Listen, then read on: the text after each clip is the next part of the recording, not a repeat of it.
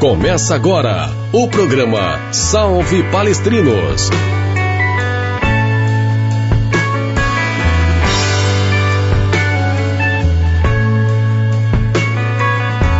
Toda terça a partir das 20h30, a memória palmeirense tem voz aqui na Web Rádio Verdão.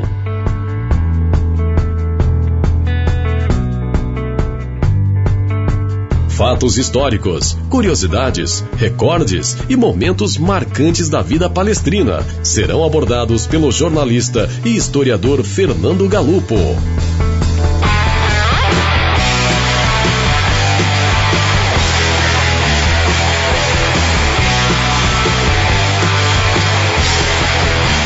Esperamos sua interação e audiência. Web Rádio Verdão, a rádio do torcedor palmeirense, feita por palmeirenses.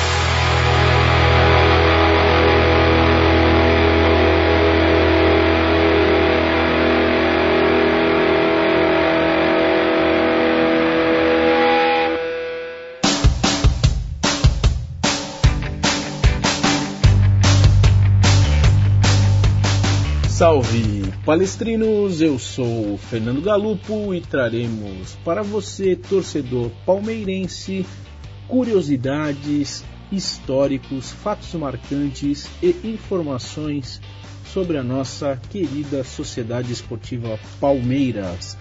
Todas as terças-feiras, a partir das 20h30, aqui na sua Web Rádio Verdão. E com o fim da Copa do Mundo para a seleção brasileira, retomamos as atividades do nosso Verdão.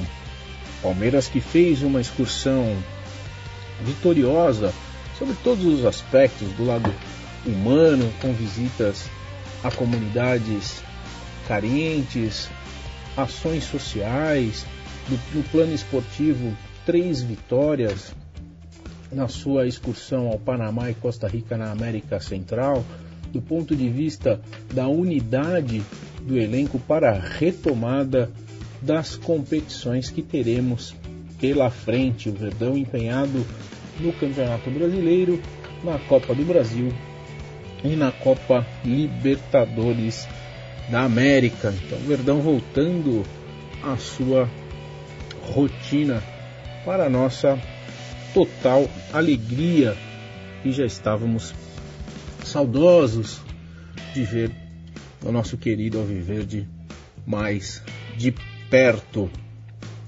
E o próximo compromisso da Sociedade Esportiva Palmeiras será o clássico contra o Santos Futebol Clube pelo Campeonato Brasileiro no estádio do Pacaembu na quinta-feira, dia 19 de julho. E separamos alguns fatos, algumas situações que se cruzam entre Sociedade Esportiva Palmeiras e Santos, um clássico aí dos mais antigos clássicos na história da Sociedade Esportiva Palmeiras, que vem desde o início do então Palestra em 1915, os primeiros embates entre as duas equipes. E ao longo da história do clássico, os dois clubes sempre apresentaram um jogo franco e vistoso quando se encontram, com muitos gols e plasticidade, característica desses dois clubes. O time praiano invariavelmente aposta em jovens garotos de talento e pratica um futebol ofensivo, jogando e deixando jogar, sempre privilegiando o ataque. Já o Palmeiras normalmente aposta em jogadores mais experientes, renomados, e possui uma longa tradição de praticar um jogo mais cadenciado e técnico, com vocação de propor o jogo a todo instante, impor a sua classe para dominar os seus adversários e alcançar as vitórias. Fazendo uma análise rápida dos elencos,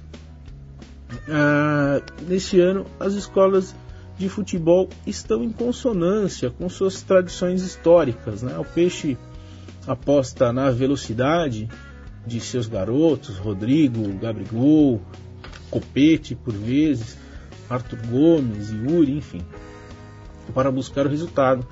Já o Palestra deverá buscar o caminho da vitória contando com a habilidade de Lucas Lima, Dudu, Moisés, William, Gustavo Scarpa, sendo que Dudu e Moisés não estarão presentes nessa partida contra o Peixe por questão de suspensão, mas possivelmente o trio ofensivo Lucas Lima, William e Gustavo Scarpa junto com o Johan podem ser aí as soluções encontradas pelo técnico Roger Machado. Mostraram bastante competência nos amistosos que o Verdão realizou em sua pré-temporada ou intertemporada, como dizem alguns. Grandes craques vestiram a camisa dos dois clubes ao longo do tempo. O primeiro caso ocorreu nos anos 30 com o atacante Luiz Matoso, o Feitiço, um dos maiores artilheiros do time da Vila Belmiro. Encerrou a sua carreira atuando pelo Palestra Itália. Nos anos 40, Cláudio Cristóvão Pinho, revelado no time santista, se transferiu para o Palmeiras e foi o autor do primeiro gol da história do Alviverde após adotar o seu novo nome de Sociedade Esportiva Palmeiras em 1942. Ainda nesse período, o atacante argentino Echevarrieta, que é o estrangeiro com o maior número de gols da história palmeirense, se transferiu para o time praiano.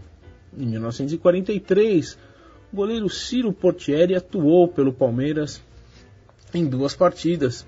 Ele marcou época defendendo a meta santista na conquista do primeiro título estadual do Santos em 1935. Nos anos 50, o goleiro Laércio e o meia Jair da Rosa Pinto, que defenderam o Palmeiras por longos tempos, naquele período, foram também atletas santistas. Em contrapartida, o zagueiro consagrado experiente santista, o meia Vasconcelos e o atacante Odair Titica, todos ídolos santistas, trocaram o alvinegro pelo Verdão. O zagueiro Djalma Dias, que brilhou na Academia Palmeirense nos anos 60, pai do fabuloso meia Djalminha, também teve grande passagem com a camisa do Santos. Alfredo Mostarda, outro grande zagueiro palmeirense que fez parte da Academia Alviverde dos anos 70, defendeu o Santos no fim de sua carreira. Zete, goleiro formado no Palmeiras nos anos 80, com passagens pela seleção brasileira e por clubes importantes como São Paulo Futebol Clube, defendeu também as 2 camisas. Nos anos 90, zagueirão Kleber, César Sampaio, Veloso marcaram as suas trajetórias com as 2 camisas. Nos anos 2000, temos o meia Pedrinho e o volante Arouca também com destaque nas 2 equipes. Poucos sabem, mas 2 dos maiores ídolos santistas tiveram passagens relâmpagos pela Sociedade Esportiva Palmeiras. O meia Antoninho Fernandes foi contratado pelo Verdão junto ao time praiano em janeiro de 1951. Chegou a fazer 2 jogos pelo Alviverde e marcou um gol. Mas as saudades da Vila Belmiro e a relutância dos cartolas praianos em ceder o passe do craque santista fez com que o negócio fosse desfeito e ele retornasse ao Peixe, onde continuou a sua jornada de grande craque. O outro caso de jogador santista, de ídolo santista, que teve uma passagem efêmera pelo Palmeiras, foi do atacante Pagão.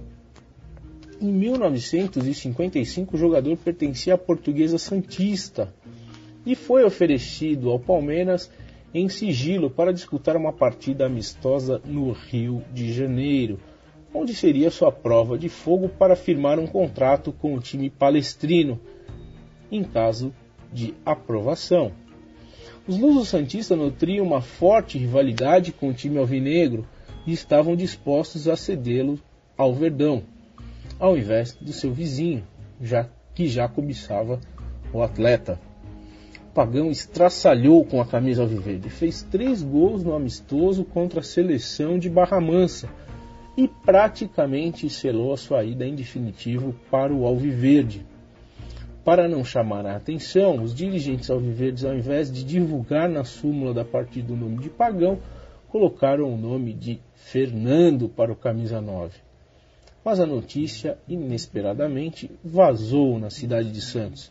Os cartolas santistas se mobilizaram e rapidamente endossaram um cheque para o tio de Pagão, de um valor acima do dobro do que o Palmeiras oferecia para a compra do passe do seu sobrinho junto à Lusa Santista.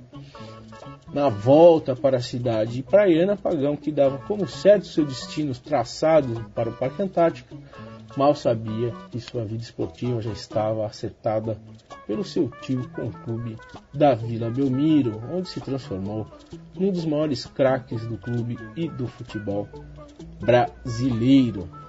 Outra situação inusitada versa sobre alguns ídolos santistas que declararam publicamente a sua paixão juvenil pelo Palmeiras ao longo de suas carreiras. O primeiro deles foi nada mais, nada menos do que José Eli de Miranda, o eterno capitão santista, mais conhecido como Zito.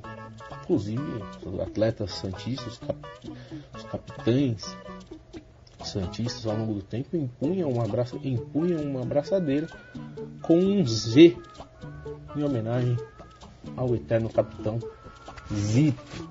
Matéria publicada no jornal Gazeta Esportiva de 24 de novembro de 2011, o jogador contou que quando menino torcia para o Palmeiras e o seu ídolo era o goleiro Oberdan Catani. Em sua biografia, escrita pelo jornalista Vladimir Miranda, intitulada O Artilheiro Indomável, o atacante Serginho Chulapa também declarou a sua torcida pelo Palmeiras. Na página 25 do seu livro, há a seguinte afirmação, abre aspas, na infância, passada nos campos de terra batida no bairro da Casa Verde, torcia mesmo para o Palmeiras, fecha aspas, palavra de Serginho Chulapa, que conclui ainda a sua obra dizendo que adorava ver jogar o irreverente e inquieto César Maluco com a camisa palestrina. Mais recentemente, o atacante Neymar Júnior também afirmou publicamente em diversas oportunidades a sua torcida pelo Palmeiras quando criança, em entrevistas e nas redes sociais. No entanto, como curiosidade, tanto Zito quanto Serginho Chulapa e Neymar Júnior, todos eles nunca jogaram no Palmeiras e brilharam com a camiseta santista. Outra história inusitada é o fato de Ademir da Guia ter treinado na equipe juvenil do Santos Futebol Clube quando garoto. O meia, filho de Domingos da Guia, foi aprovado e tinha proposta para ficar na Vila Belmiro. Seu pai, entretanto, seria o treinador do time infantil do Peixe. Domingos da Guia iria pedir como salário aos diretores do Santos em torno de 9 mil cruzeiros para os dois acertarem as suas vidas com o Peixe. Eles ganhavam em torno de 3 mil cruzeiros no Bangu, equipe carioca do Bangu. Mas na negociação, o pai de da Guia aumentou sua pedida para 13 mil cruzeiros. O diretor das categorias de base santista disse que somente o responsável por todo o departamento de futebol poderia autorizar aquele salário, mas que no momento ele acompanhava o time principal do Peixe em compromisso e só chegaria alguns dias depois. Ademir da Guia pediu para o seu pai para voltarem para Bangu. Era semana de carnaval e pretendiam retornar ao litoral paulista após os festejos de Momo. Brincaram o carnaval no Rio de Janeiro e nunca mais voltaram a Santos, pelo menos como atleta e treinador santista. O destino de Ademir da Guia seria o Palmeiras, para a nossa total felicidade. Nenhum outro clássico paulista teve tantos gols numa única partida como o jogo entre Palmeiras 6, Santos 7, em 6 de março de 1958, válido pelo torneio Rio-São Paulo, realizado no Estádio Municipal do Pacaembu. Dizem que torcedores morreram de emoção dado os reveses do placar, ora com o Palmeiras na frente, ora com o Peixe dominando a liderança do marcador naquela ocasião. Portanto, algumas das histórias que envolvem essa tradicional partida, um embate entre Palmeiras e Santos, um super clássico, aquele que um dia foi aclamado como clássico da saudade, hoje um super clássico daquelas das que foram e sempre serão umas das mais importantes equipes do futebol nacional e mundial, congregando valores de primeiríssima grandeza em torno de suas bandeiras e de suas camisas. Interaja nas minhas redes sociais, opine e participe. No Facebook você me encontra como Fernando Galupo, não tem como errar. Galupo com 2 P's, um P de palestra, outro P de Palmeiras. Do Twitter, @palestragalupo, também com 2 P's, um de palestra, outro de Palmeiras. Meu e-mail, palestragalupo@gmail.com. Temos um blog, onde abordamos, entre outros assuntos, que dizem respeito à vida da Sociedade Esportiva Palmeiras, que você também pode me encontrar como fernandogalupo.wordpress.com, além de acessar todos os canais de comunicação disponíveis pela nossa querida web Rádio Verdão. Salve palestrinos, onde a história sempre estará viva e terá a sua voz.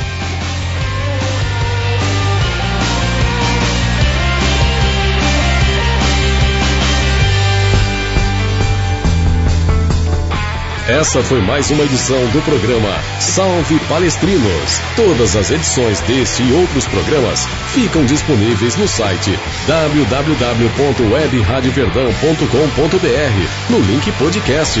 Obrigado pela audiência e fiquem ligados em nossa programação. Até a próxima. Web Rádio Verdão, a rádio do torcedor palmeirense, feita por palmeirenses.